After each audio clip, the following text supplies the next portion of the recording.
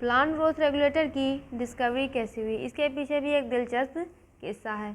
तो पहला इंडिकेशन कब मिला पीजीआर होने का, तो वो चार्ल्स डार्विन और उनके बेटे के प्रयासों से मिला जब वो काम कर रहे थे। चार्ल्स डार्विन के बेटे का नाम फ्रांसिस डार्विन था। वो एक कैनरी ग्रास पे काम कर रहे थे।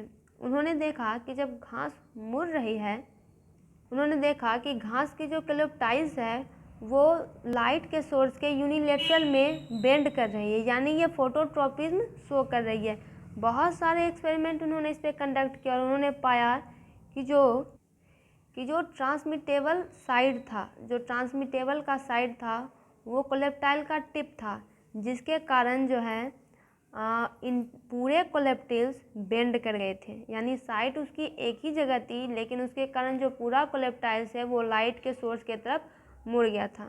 उसके बाद है 1928 और बहुत सारे बाद में भी एक्सपेरिमेंट हुए बहुत सारे लेबोरेटरीज में, जिनके कारण पहला पीजीआर जिसे कि ऑक्सीजन कहा गया उसकी डिस्कवरी हुई थी। यानी यहाँ पे देखिए, यहाँ पे डिस्कवरी हो रही है, ऐसा नहीं है कि बनाया जा रहा है, ये चीज़ पहले से थी, लोगों ने खोज करके इसको निकाली है।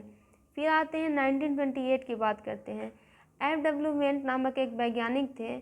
उन्होंने ओट्स के यानी एविना सेटाइवा के कोलेप्टाइल टिप से ऑक्सीन को निकाला था। उन्होंने एनेवा सेटाइवा कोलेप्टाइल के टिप को कट कर दिया, तो उसका जितना भी बचा हुआ पोर्शन निकला उसमें कोई ऑक्सीन नहीं था। उसके बाद उन्होंने कोलेप्टाइल के एक्साइज टिप को एक क्यूब ऑफ अगर में रखा और ऑक्सीजन उसमें डिफ्यूज़ कर गया। उसके बाद कोलेप्टाइल टिप को उन्होंने रिमूव कर दिया और जो एगर ब्लॉक था जिसमें कि ऑक्सीजन था उसे डीकैपिटलाइज कोलेप्टाइल टिप के एक दूसरे साइड पे रख दिया। तब क्या हुआ कि ऑक्सीजन जो है वो कोलेप्टाइल से सीधे नीचे आ गया, जिसके कारण सेल्स ज़्यादा लंबा हो गया और जिसके कारण एक साइड का सेल ज़्यादा लंबा हो गया दूसरे साइड के मुकाबले। इसके कारण कर्वेचर बन गया, एक कर्व यहाँ पे बन गया। ये हुआ क्यों?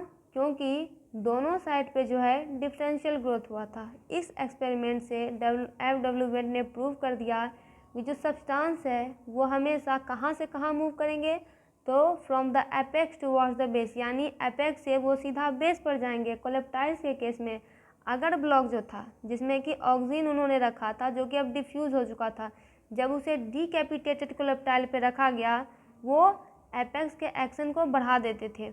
F.W. वेंट ने इस सब्सटेंस का नाम ऑक्सीजन रखा और उन्होंने कंक्लूड किया कि ऑक्सीजन के बिना कोई ग्रोथ नहीं हो सकती है।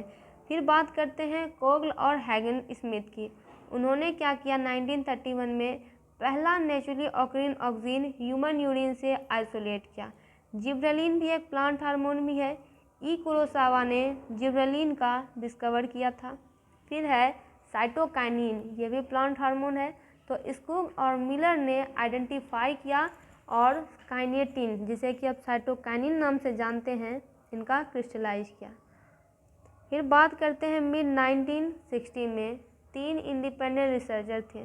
इन्होंने क्या किया, ग्रोथ इनहिबिटर की प्यूरिफाइड और स्टडी की, इनकी केमिकल कैरेक्टराइजेशन की, जैसे कि इनहाइबिटर बी, एप्सिसन 2 और डॉर्मिन।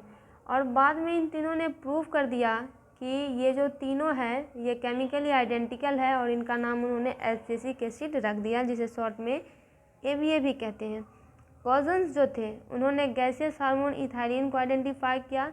उन्होंने बताया कि जो राइपेंड ऑरेंजेज है, जो पके हुए ऑरेंजेज हैं, उनसे एक वोल्टाइल सब्सटेंस रिलीज हो रहा है, जिसके कारण जो कि अनराइपेंड बनाना है, जो कि स्टोर है, उसकी रेट ऑफ राइपनिंग बढ़ जा रही है, तो इसका नाम इथाइलिन है।